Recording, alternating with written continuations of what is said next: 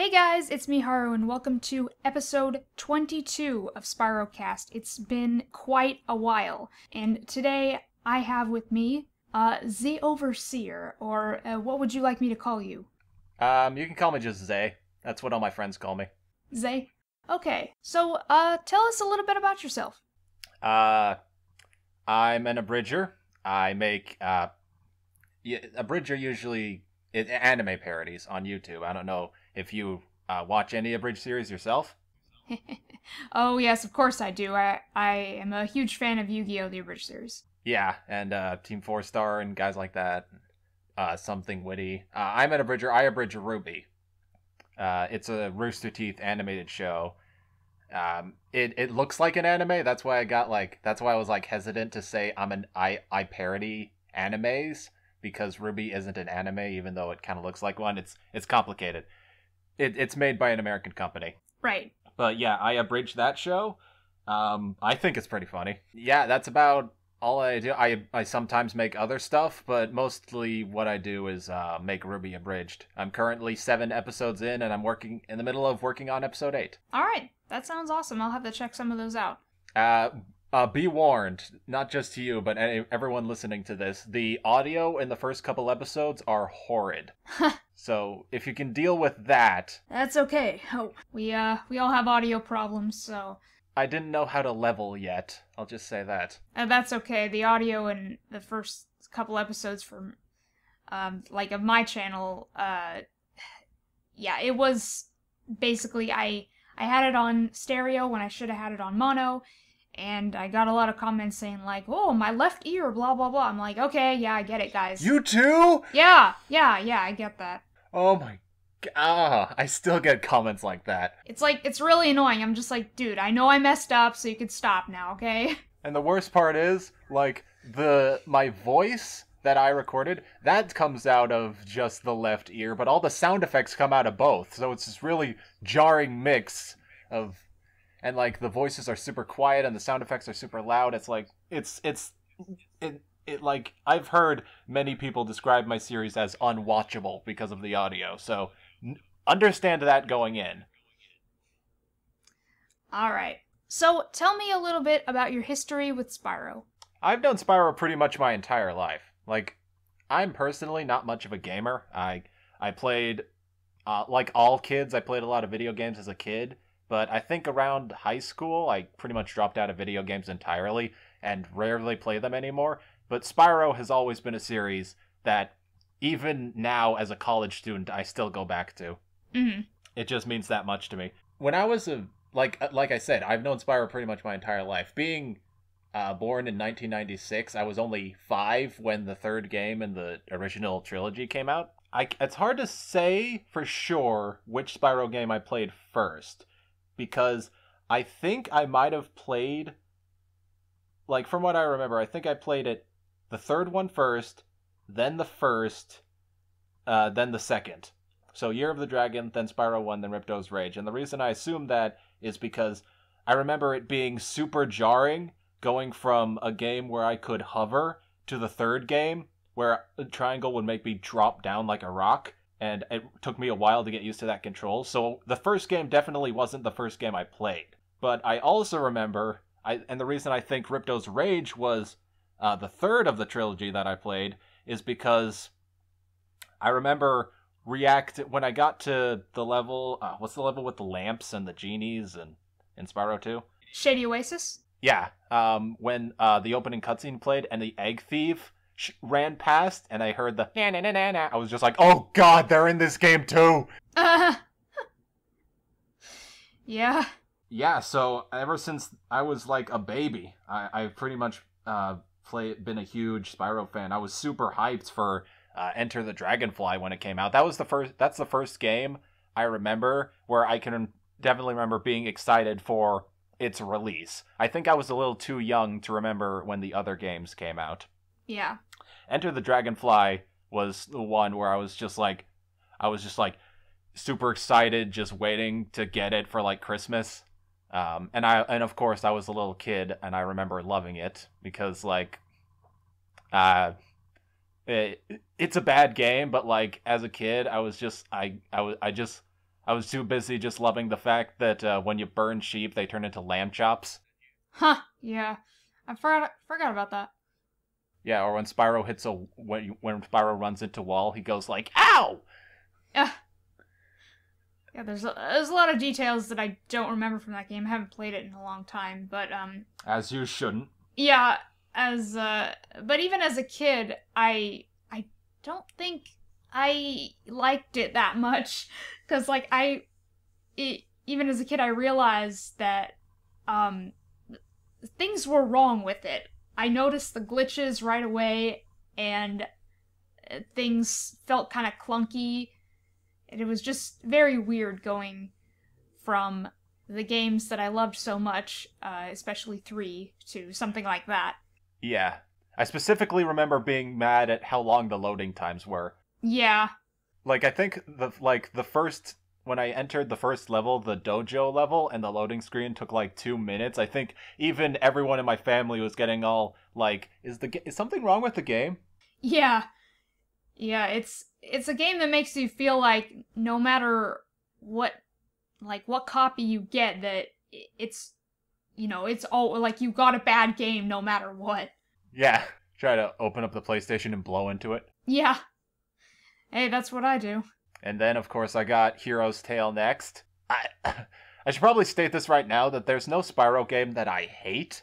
There's definitely Spyro games. There are definitely Spyro games that I think are better than others. But, like, I think the worst it gets is, for me, is Enter the Dragonfly, where I'm just like, yeah, that game's not that good. Like, it's not a game that I really like. I guess what I'm saying is, I'm not super critical towards Spyro as a lot of other people are. I wouldn't call myself an original trilogy purist.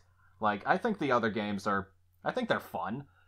Like, I haven't played the Legend series in like years, but I think the most recent I played them was like 4 years ago, and even 4 years ago I remember playing them and enjoying them. I know you're not the biggest fan of the Legends games. No, I really am not. In fact, I prefer Enter the Dragonfly over the Eternal Night, definitely. The Eternal Night's my least favorite Spyro game ever. It bored me within the first 2 minutes. I watched Tori Dory's, is that her name? Yeah. Review of Eternal Night, and I remember that game being really hard as a kid, like. But then watching her review, I like look back at all the times that I played the game as a kid, and it was just I thought back to all those levels that I played as a kid and realized, oh, the game isn't hard. It was just bullshit. Yeah, that's games in a nutshell. Oh, it wasn't hard. It was unfair. Okay, I still beat the game. And I do understand that the criticism of it being like you just fight the same enemies over and over and over again throughout the entire game, that is a legit criticism. Yeah, that I can understand why a lot of people would find that super boring. I just, for the life of me, I can't remember ever playing that game like in the past and being bored. Like, if I could say something positive about the combat in the Legend series, there's something so, like, satisfying about kicking a monkey into the air and, like, smacking it 3 times while breathing fire and then punching it across the room into a exploding barrel. Huh, that is pretty funny. Also, the music in that game? I love the music in the Legend of Spyro series. I've heard, like, you and Tori Dory and all these other Spyro reviewers say that game, like, obviously Stuart Copeland's soundtrack is better, obviously, but I've heard it described as just like forgettable orchestral music, but man, I could totally listen to the tracks in that game just on an afternoon and just chill out, because like I remember like the first track, the track at the beginning of A New Beginning, I don't know what the track's name is, but the swamp theme where it's do do do do do do do do do do do do do. I love that track. It's just, and that game, like the art direction in that game, I also think is really well done. I know the swamp, like again, I keep referencing the swamp at the beginning of the game, but that swamp, it makes you feel like you're in a swamp. Like everything, when you destroy a mushroom, like yellow goo like bursts everywhere, and like there's little puddles on the ground, and there's like, and the wood is all like, am I making sense? Yeah, and I get it. It's hard to explain. I just like those games. I don't know how else. Yeah. I didn't have like a list of reasons why I don't think that game is that bad. I'm just naming things off the top of my head. Yeah. I mean, I get it. Like the aesthetic is nice, and you know the music. I mean, it's all like it's got good things, but I mean, it's hard for me to think about it in a way that's not comparing it to the original, because like Which is totally fair. comparing it, I don't like it, but I mean, as standalone games, they're fine. Yeah, that I would definitely agree with that. Like comparing it, obviously, the original 3 games beat it in every way. Yeah. Also, I don't find David Spade annoying. Gonna drop that. I don't find him annoying. Billy West, different story. David Spade. Oh yeah.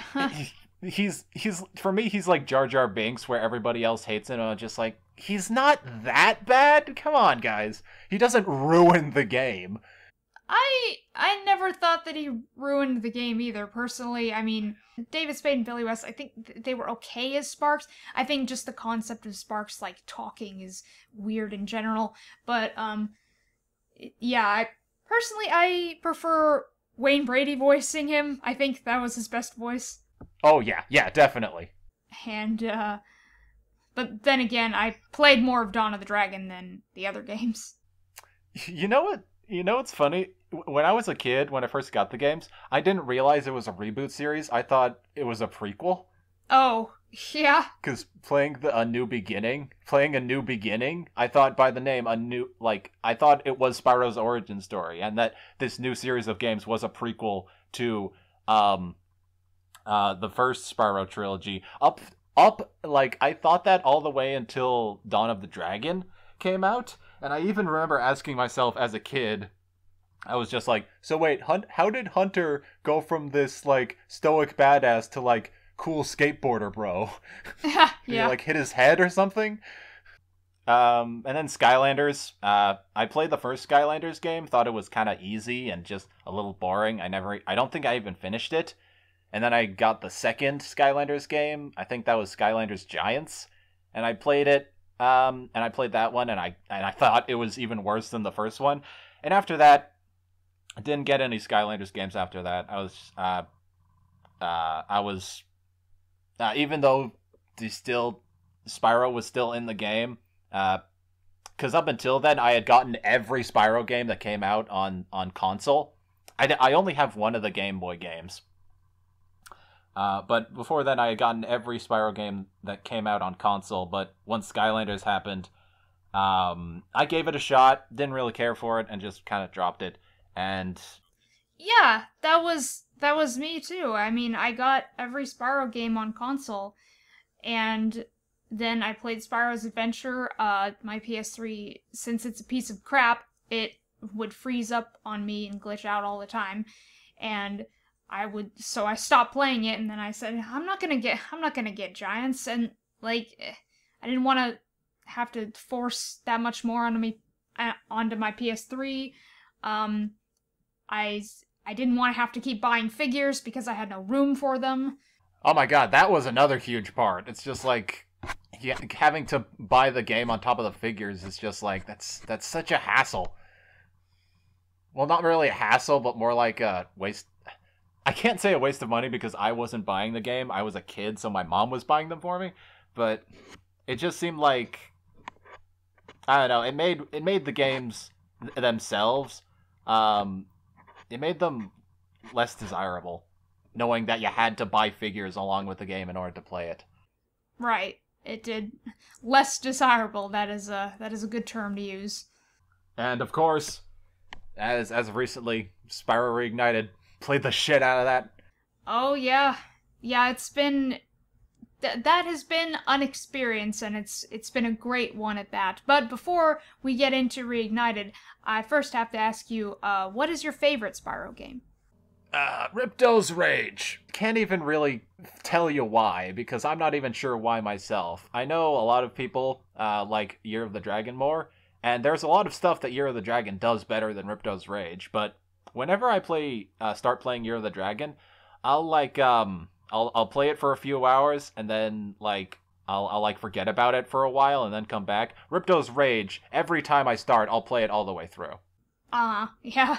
Again, I'm not even sure really what it is.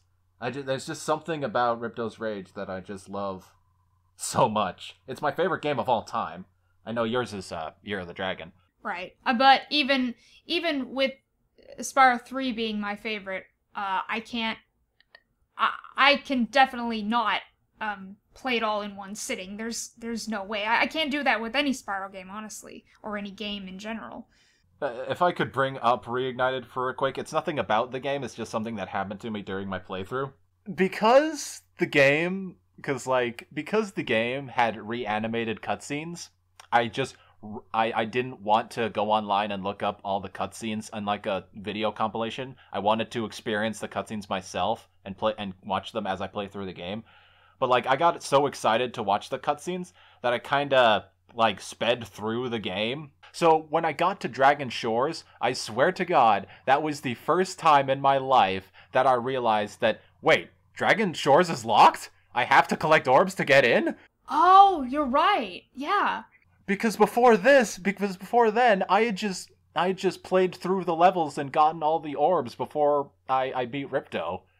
This was the first time where I was just like, okay, do I have enough orbs? Okay, I'm going to fight Ripto. As soon as I got to 40 orbs, I went to fight Ripto, and when I got to Dragon Shores, before a month ago, I thought all you needed to do was to go to Dragon Shores was beat Ripto. That was my first time realizing that it's like you actually have to collect orbs in order to play games.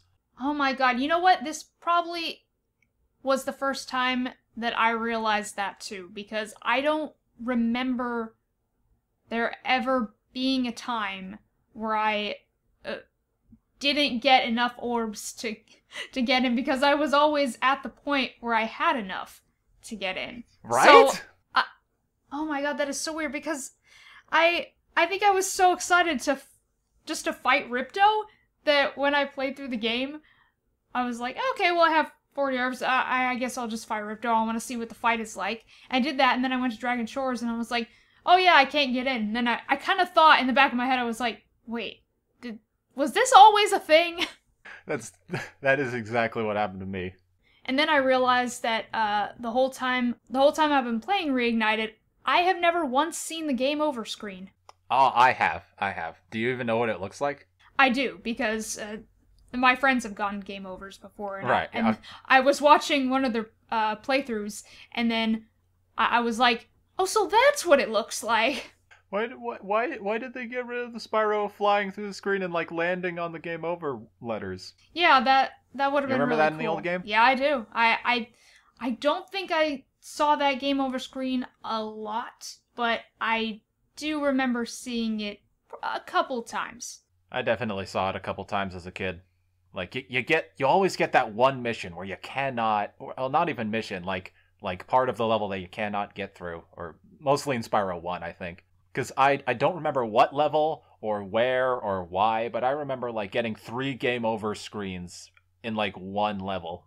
I can't remember which one or even what game it was, but I remember that pissing me off as a kid. I most likely saw the game over screen at least once while on Spike's boss fight. I most likely saw it at least once when I was a kid, trying to beat him, because that boss battle was the worst. It might have been a boss battle. Now that you're saying that, it might have been a boss battle. And I probably saw it when fighting Gulp, too. That sucked pretty bad. But yeah, Reignited it's been great. I still haven't beaten Spyro 3 yet. I've defeated the sorceress, but I haven't gotten. You haven't gotten to the secret bonus world? Nah, it's like sometimes I don't even know if I want to do it. Like, it makes me think it's not worth it. Because I'm just like, well, I don't know. Since I was never able to get there in the original, it almost like doesn't seem right to keep going now. Yeah, it's like, it reminds me of the Black Label version, because that's the one I had where, I was like, oh, I couldn't get those eggs, so it would feel weird to get them now. Like, this is the way I played it back then. I didn't even know there was a super bonus round. I never heard of the Black Label version. Is that what they call a version where you're like, it's impossible to complete the game? It's impossible if you don't do the Speedways first go. Like, if you don't do everything in a Speedway, like, you can't leave and come back. If you leave and come back, then you won't be able to get the eggs for the races, I think. Oh. So, yeah, and that was the original release of Spyro 3, which is the one that I had. And me, you know, hating Speedways and all that, I would go in, probably do the time trial, and then, you know, try to do the race, and then think, you know, screw this, and then leave, and then come back and realize I couldn't get the egg because I didn't do it while I was still there. I have yet to find a single person who likes the Speedways. I like certain Speedways. I like Night Flight, I like Icy Speedway, and then I don't think there is one Speedway in Spyro 3 that I technically like. Maybe Harbor Speedway's okay, but that's maybe, I don't know. Yeah, that's pushing it. Definitely not the races. No, the races can fuck off. Oh, yeah. Like, you know how they added skill points to the first game in the Reignited trilogy? They didn't add flight time trials to the skill points like the other two games. They fucking knew. Oh my god, I would have hated that. They knew the Speedways were bullshit.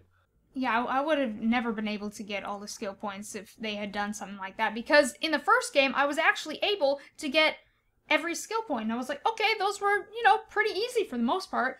Skill points in 2 and 3? No way! For, like, the Speedways and stuff like that. Especially in Spyro 3, like, beat the races in a certain amount of time. Like, no, I don't even think I could beat the races normally. So yeah, there's no way I'm going for all skill points on those, but it's not like they have the epilogue anyway. It's just an art gallery. Yeah. I remember, like, I've gotten all the skill points, and I was, like, super happy when I did, because, like, I have officially done everything there is to do in Spyro Reignited, and then one of my brothers was like, what about the PlayStation trophies? And I'm like, fuck you. Yeah. Oh my god. Yeah, I know, the trophies. That's what everybody's always doing. They're always asking, like, oh, have you platinumed all 3 games yet? I'm just like, I don't care to do that. Who cares? I don't care. I just want to play everything that's in the game, not that comes with the game on the system. Yeah, I was like, if I know how to get a trophy, then I'll get it. But if it's like, hey, do this really bullshit challenge in a certain amount of time, and that's how you get a trophy, and like, okay, then I'm not doing that. I don't care then. Yeah. What do I get? Bragging rights, that's it. And I don't have anyone to brag to, so why would I care? Yeah, you only have the internet to brag to, which everybody does. I mean, they're just like, I platinumed all 3 games already, whatever. Like, it doesn't even seem like they're happy about it most of the time. They're just like, you know, that was, It's like it's nothing to them. It's like an obligation. Yeah, they're just like, it's so easy to platinum. Like, okay, did you have fun playing the game, though? Like, who cares? Do you know the cheat codes? Like, they apply to all 3 save slots? Because, like, I played the game. I started a new save. The game has 3 save slots, of course. I started a new game, and then after I was done, I let my brother play, and then the first thing he does is he used the big head cheat code as soon as he started playing on his game, and then when I started my game again, when I went back to my save slot, I didn't know he did that, and like I started the game and Spyro's head is gigantic, and I'm like, what the hell? And then he told me like, oh yeah, I used the cheat code on my game. I didn't know it would like affect yours. That is very weird. Yeah, I didn't even know how to turn it off. The funny thing is, this is super funny. The funny thing is, like, we tried to figure out how to turn it off. Because, like, not only did he use Big Head, but he made Spyro green. And so, like, we went online to look up how to turn it off. And, like, because we didn't know you just have to put in the cheat code again to turn it off. So he found a cheat code that's like, oh, purple Spyro. Maybe if we type in that, he'll go back to normal. So we typed it in, and it just made his entire body purple. And we're like, God damn it! No, that's not it. Yeah, I was kind of hoping that the cheat codes to make him different colors would only apply to, like, his scale color, like the outer color, and leave everything else the normal color. Yeah. That would have looked a lot cooler, I think. Sort of like what the power-ups do. Yeah. I think the power-ups, wow, they really did a good job on those, because they look really cool. Invincibility Spyro, where he's able to walk on lava, looks so badass. That's my favorite one, actually. He looks like he turned into magma. That looks so cool. He looks like he's made out of, like, rock or something. Yeah, when I first saw that, I was like, whoa, what? And then I really like, I like the Ice Breath Spyro, too. Yeah, and I like how, like, they don't just give him, like, different colored, scales on his back. They actually change the tint of his purple as well. Yeah, they kind of do. Because, like, I saw that they, changed that whenever he got the Super Flame power-up, he just got, like, red stripes on his back, so I was wondering, like, wait, but the green power-up when you fight Ripto, green and purple, that's gonna look really weird together. But then when I actually got the power-up, I was like, oh, they actually changed the purple a little bit, so now it looks good. Yeah. I also like the extra detail that when you get the Super Flame in the first game, like, the red is closer to the original, like, when he turned red, and then in Spyro 2 and 3, when he gets it, it's more orange to match the fireball. Yeah. Which is really interesting. I didn't know what they were going to do with the Super Flame. I was almost wondering if they would have the fireball Super Flame, like, carry over and put that in one also, but I guess they just kept it. Yeah, that would be interesting. My brothers, they come up with the, like, you know how the Super Flame in the first game where you get kissed by a fairy? Yeah. In the original first game, when the fairy kisses you, like, little hearts come up off of Spyro's nose. Right, yes. And then, but in the Reignited, they didn't do that, and I didn't even notice until my brothers pointed it out, and I'm just like, guys, who cares? They're just hearts. But then they pointed out, like, I want to say joke, but I'm not sure, but the entire joke in the first game is, like, Spyro's blushing when the fairy kisses him, and that's why he turns red and gets the Super Flame. And I didn't notice that until, like, they pointed it out. I'm just like, huh. They cut out a lot of things that are like that. It kind of seem like, oh, it's not really a big deal, but then it's like, wait a minute, that was kind of the joke, though. And then, of course, some of the dialogue was changed, and they removed some of the jokes. What are you talking about? They removed jokes from some of the characters' dialogue, like Moneybags, and then one of the seals in Seashell Shore.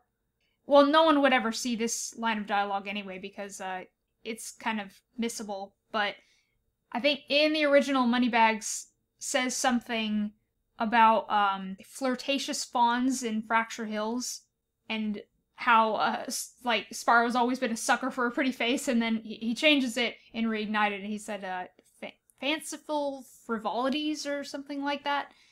So he kind of cut out the thing about the fawns, like, because it was almost implying, it's like, are you saying the fawns are, like, prostitutes? What are you saying? Like, it was really weird. It didn't make sense anyway, but it was kind of funny.